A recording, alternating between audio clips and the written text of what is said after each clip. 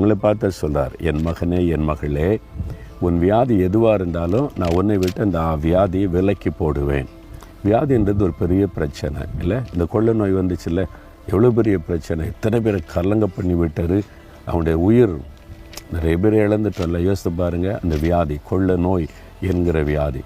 அது இல்லாமல் அனுதின வாழ்க்கையில் சின்ன வியாதி பெரிய வியாதி பலதரப்பட்ட நோய். ஆண்டவர் சொல்கிறார், வியாதியை நான் உன்னை விட்டு விலக்கி போடுவேன். என்னுடைய மகன் என்னுடைய மகள் என் பிள்ளை இது இந்த சரீரம் என்னுடைய ஆலயம், விலகி போன்னு விலக்கி போடுவாராம். நம்ம 2 காரியத்தில் கவனமாக இருக்கணும். அவர் ஆண்டவர் என்ன சொல்கிறாரு, உன் அப்பத்தையும் தண்ணீரையும் நான் ஆசீர்வதிப்பேன் அப்படின்னு சொல்கிறார். நல்ல கவனிங்க, ஆண்டவர் சொல்கிறத. ஏன் இப்படி சொல்கிறாரு தெரியுமா? நீங்கள் டாக்டர்கிட்ட போகிறீங்க, எனக்கு இந்த மாதிரி சிக்னஸ் ஐயா, காய்ச்சல், இந்த மாதிரி ஒரு வயிற்றில் பிரச்சனை வலி இருக்குன்னா என்ன சாப்பிட்டீங்க அப்படின்னு கேட்பாங்க. என்ன குடிச்சிங்க கேட்பாங்களா இல்லையா?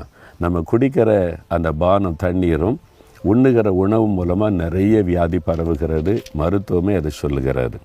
அதனால தான் ஆண்டவர் எவ்வளோ அக்கறையாக சொல்கிறாரு, உன் சரீரம் ஆரோக்கியமாக இருக்கணும், அதனால் உன் தண்ணீரையும் அப்பத்தையும் நான் ஆசீர்வதிக்கிறேன். இந்த 2லேயும் ஆண்டவர் கவனம் செலுத்தணும், நம்ம கவனம் செலுத்தணும்ல. கண்டதையும் குடிக்கக்கூடாது, கண்டதையும் சாப்பிடக்கூடாது.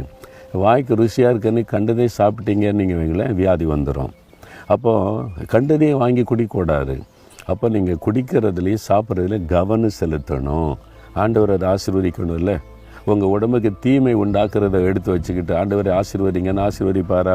ஆசீர்வதிக்க மாட்டார். அப்போது நீங்கள் குடிக்கிறது சாப்பிட்றது குறித்து கவனம் செலுத்தணும். சுத்தமான தண்ணீர் குடிக்கணும், அதை நீ கவனித்து கொள்ளுங்கள். ஆரோக்கியமான உணவு உண்ணணும், அதில் கவனம் செலுத்துங்க. உங்களோட உடம்புக்கு ஒத்துக்கொள்ளாத ஆகாரத்தெல்லாம் நீங்கள் சாப்பிட்டு உங்களுக்கு கேடு உண்டாக்கி கொள்ளாதுங்க. அப்போ நீங்கள் ஆண்டவர்கிட்ட முதல்ல வைக்கணும், ஆண்டவரே இந்த தண்ணீரை எனக்கு ஆசீர்வதியும், இந்த உணவை ஆசீர்வதியும் அப்படின்னு ஜெபம் பண்ணிவிட்டு நீங்கள் அதை உட்கொள்ளும்போது அதில் விஷத்தன்மை இருந்தாலும் ஆண்டவர் அதை முறித்து போடுவார்.